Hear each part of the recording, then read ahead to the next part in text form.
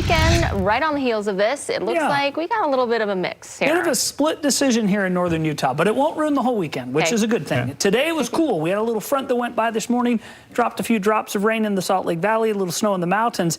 It's now pushed to the south. We've got abundant sunshine in Salt Lake City, but still some clouds hanging around Logan and up towards Hiram. This is the KSL Weather Network at Hiram Reservoir, where you can see those overcast conditions. We're going to see a mostly clear night here along the Wasatch Front, but then clouds will reappear tomorrow, and that will start off what's going to be a first half of the weekend kind of stormy. Look at this shot in from Leanne Karchner, Mount Timpanogos, the full flower moon rising this morning. It was beautiful, officially full in the 7 o'clock hour this morning. So tonight with these clear skies should be brilliant and just add all sorts of light up there. Thanks, Leanne, for sending in your picture. Let's talk a little bit about our temperatures. If you've been outside, it's chilly. 59 in Ogden, 59 in Salt Lake and Provo, 60s in Vernal and Price. We pick up the 70s in Moab, and then 80s in St. George with 90s in Las Vegas. So southern Utah still experiencing some of the warm air, while here in the north, we picked up some of the cool air behind that little front that came through.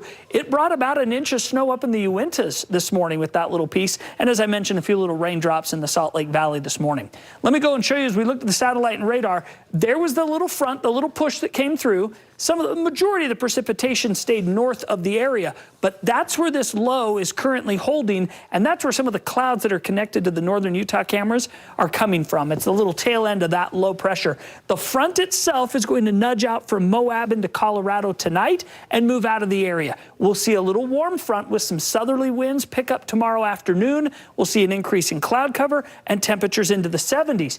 Then this storm system comes in late Friday night, early Saturday. That's what's going to trigger off some storms for the day Saturday. Northern, central, and eastern Utah. You'll see extreme southern Utah doesn't get that storm. So Lake Powell and down towards Kanab and St. George missing out. Saturday night, it all goes away. In comes high pressure and makes for a glorious Sunday into Memorial Day Monday as temperatures climb all across the region. How much are we talking?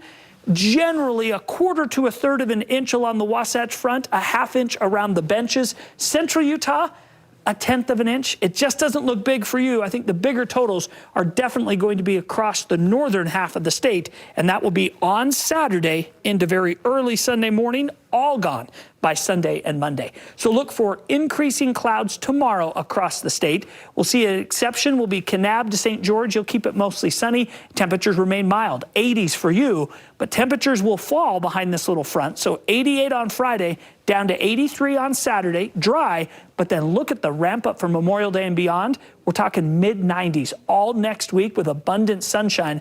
That's about 5 to 6 degrees above normal for this time of the year in the south. Tomorrow morning, we start off mostly clear, but then the clouds quickly increase, partly cloudy by lunch, mostly cloudy by afternoon. Highs will be in the 70s with a little south breeze, and then we'll bring in the storm. As we head through Saturday, scattered showers and thunderstorms and cooler, highs in the 60s, lows in the 50s.